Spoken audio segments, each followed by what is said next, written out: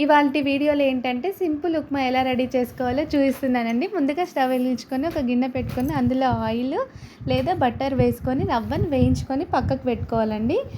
ఆ తర్వాత అదే గిన్నెలో ఆయిల్ వేసుకొని ఆయిల్ కాగాక పల్లీలు వేసుకోవాలండి. పల్లీలు కాస్త గోల్డెన్ కలర్ వచ్చాక అందులో ఆవాలు, జీలకర్ర, పచ్చిమిర్చి, ఉల్లిపాయలు, కరివేపాకు కూడా వేసుకొని కలుపుకోవాలండి.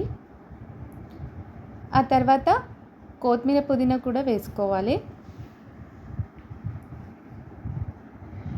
మన ఇంట్లో ఉండే శనగపప్పు కూడా వేసుకోవచ్చండి టేస్ట్ కోసం.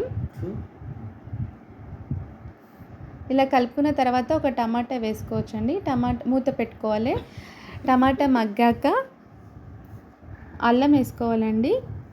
కొంచెం అల్లం పచ్చివాసన లైట్గా ఉన్నా కూడా ఏం కాదండి.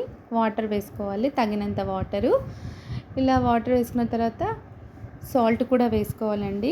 తగినంత సాల్ట్ వేసుకోవచ్చు. మూత పెట్టుకోవాలి. నేను 1 గ్లాస్ టీ గ్లాస్కి ఉప్మా రవ్వకి 2 గ్లాస్ వాటర్ వేసానండి.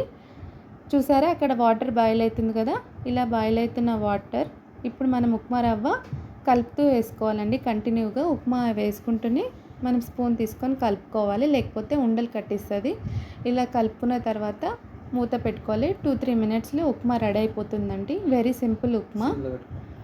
స్టవ్ అప్పుడు సిమ్లో పెట్టుకోవాలండి. చూసారండి ఉప్మా రెడీ అయిపోయింది. 2-3 ఉప్మా రెడీ అయిన తర్వాత దాన్ని ఒక గిన్నెలో తీసుకొని అంతే అండి, సింపుల్ ఉప్మా. వేడి వేడి ఉప్మా వేడిగా ఉన్నప్పుడే తినాలి, టేస్ట్ బాగుంటుంది. Thanks for watching.